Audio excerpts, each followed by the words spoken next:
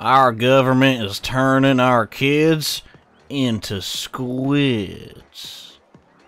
Interesting. Hello everyone, and welcome back to Let's Play Splatoon. In the previous episode, we did the first 3 levels, and off-screen, actually, I've been playing a little bit of multiplayer. You notice I'm level 9. I look a tiny bit different. Got a couple of new articles of clothing for my squid kid, and today we're going to take on the boss of the first zone of the game. Now that we have unlocked the boss kettle. Seems like the right thing to do. So basically, to proceed to the next area, we need to somehow get rid of this gate. And we do that by taking on the boss, the mighty Octosmash. Who, it's not going to be really all that hard, to be honest with you. But hey, it's the first boss. I got to start somewhere after all. So let's fly into the arena and examine this, like, dice-looking... ooh... that's not good. Yeah, this is it's a giant, like, box. That's literally as Nintendo boss as you can get, man. So this guy has one attack and one attack only. It can fall on you and flatten you, and that's pretty much it. You can climb the exterior of its side much faster by rapidly pressing X, and it's pretty much as easy as that. Until you hit its tentacle one time, and then it'll, like, turn around like, I'm mad as heck! Yeah. And he will explode, and there'll be less paneling, so getting up on top of him may be slightly more difficult. But, you know, it's still the beginning of the game, so they're not gonna give you too many difficult things to deal with. And once you get on top of it and start shooting at its giant tentacle weakness, it'll kind of just stop freaking out, and yeah, you can pretty much just keep shooting at it, and you should be good to go. Here's the hard part. Oh my! Moving panels and electricity. Yeah, it's still really easy.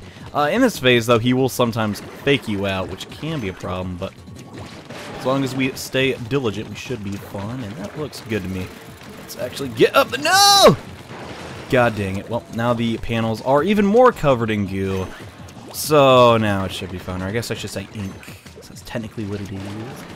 Whatever. Let's make a trail for ourselves and get back up there. Yeah. And there we go. The boss fight is already over. It's not the best in the world yet, like I've said about 10 times now. It's still a good boss, though. And it has really, really funny legs. And tiny legs. Comedic legs. Yeah. If you're wondering where the C-scroll is, it's literally right here. Couldn't be easier to get, honestly.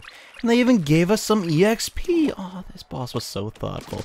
But we must be taking this fish because, well, it belongs to us and not the Octarian menace. Yeah. And gosh, I know it sounds really stupid. I just want, like, I want an amiibo of the fish, man. He's so cool. I don't know. I like the sap fishes. They're awesome. And the fish! I have the great Octarian weapons on the side. At any rate, good work, Agent 3. Keep it up. It's a long road to the greatest fish. Oh yeah, I mean, we've just kind of been scratching the surface here, haven't we? And now that the mighty Octostomp has been stomped, we can proceed to the next area. Now that this weird power outlet apparently shorts out. I don't really know what's going on here. Was this built by the Octarians, or just happens to be here to power Captain Cuttlefish's microwave? I'm not too sure, but either way, area number 2 has been unlocked to us, and it looks kind of like a skate park. Sort of. And there's a lot more, like, outlets connecting to the boss kettle. So that means we're gonna have to do a lot of stuff. Now, this is the weird part. You'd think they'd put, like, the 4th level somewhat close to where we just were, because we just, last level we did was number 3. No, they put it all the way over here. Almost as far as possible from the entrance. Why? I guess they're trying to be different, trying to be zany, trying to be odd, but yeah, here it is. The next level, and we got the banana flavored goo ink. I keep calling it goo, because honestly, this reminds me so much of, like, the early 90s and Nickelodeon. I know, I'm 90. I don't really act like that, but as a youth, I actually visited where they filmed a lot of the television series for Nickelodeon, at least the live action stuff. And I got the chance... No, I did not get the chance to try the goo. The gack. Whatever. The slime is what it's called, Joe. How could you forget slime? And I really, really wanted to, but they picked someone else in the audience. And the guy said, tastes like chicken. which I thought it was dead serious. So for this whole time, I thought that slime, Nickelodeon slime, just tasted like chicken. I'm like, why would they make it taste like that? That is so bizarre. Speaking of bizarre, this level, not bad. It's just a little bit on the weird side. You have this one gimmick of these geysers, which, you know, kind of play throughout the whole level. They're used as cover. They're used as, like, you know, other crap. They're kind of, I don't want to say weird, but they don't, it doesn't feel, it feels very gimmicky is what I'm getting at. Why am I narking on the level, not really narking, but hating on the level when it's just started? I don't know. Maybe I'm just a critical dude. I don't know what's wrong with me. Why can't I just accept things for how they are? And wow, I really wow. Oh, that's the first death. Now you gotta see what happens when you lose one of your lives there, Johnny boy. You basically just go back to your last checkpoint. You mess up 3 times, it's game over, and you don't want that. Let's actually shoot that geyser. You don't have to have a repeat of the last event. Yeah, that's why you don't want to get into melee range of Octarians. Probably a bad idea. That's my favorite song in the game, by the way. You probably can't hear it over my extremely loud and obnoxious commentary, but this was like one of the earlier, I think it was the campaign trailer music, and I just like it a lot. It's very... unique. That's what I like about it. You know, they could just do, you know, standard video game music, but they did something different. You know, it's like almost kind of like, I want to say electronic music, but it's not. It's just like wah wah wah. It's just like weird stuff. See, scroll right there, pick it up. You might as well. It's free. It's free. You know it's free. Just come pick it up. And does that look like Sonic? That little sticker. Everyone else has been saying that. And wow, we beat that level extremely quickly, despite kind of dying. Don't know what that was about, but I got a Zapfish, and I'm happy about that. So, the 4th level has been completed 100%, and we still do not have 500 EXP. Quite the bummer. I want to hit that as quickly as possible to increase my weapon damage. And another scroll. That one with very interesting artwork. We'll pay more attention to that very soon. Once we find the moment, which will be sooner than you think, actually. This game kind of just flies by. I believe this should be the next level. The 5th level, in fact. And we gotta save 5 more Zapfish. Holy crud. The requirements for clearing this level are gonna be slightly higher. And Floating Sponge Garden.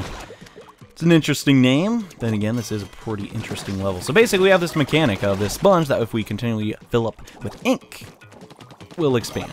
However, the Octarians can deplete that sponge by shooting their own ink at it, because it's enemy ink. I guess that makes sense, even though it'd be full of more matter, blah, blah, blah. Let's not get into science in a Let's Play of a video game about talking squids. Probably a good idea.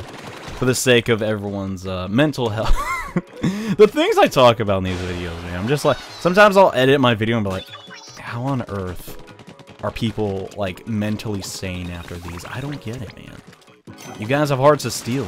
You can survive this. Not really hearts, I guess brains. Take into account there, too. That's some respect. So yeah, the sponges, yet again, kind of a more environmental thing. This level isn't focused around just one enemy. In fact, we have multiple enemies this time, including these octoballs, which are so annoying. You gotta trap them in your ink, so you can actually shoot them in the eye and destroy them. And sometimes you can't do that, and I'm pretty sure I should have hit that. Oh well. And this C-scroll is actually pretty hard to find. It took me a while to figure it out, but if we come up here and trick these Octarians into shooting this sponge, you can actually come down here. No, I shot more ink. The wrong button. Let's try that one more time, and fall all the way down, and get our C-scroll. Nice.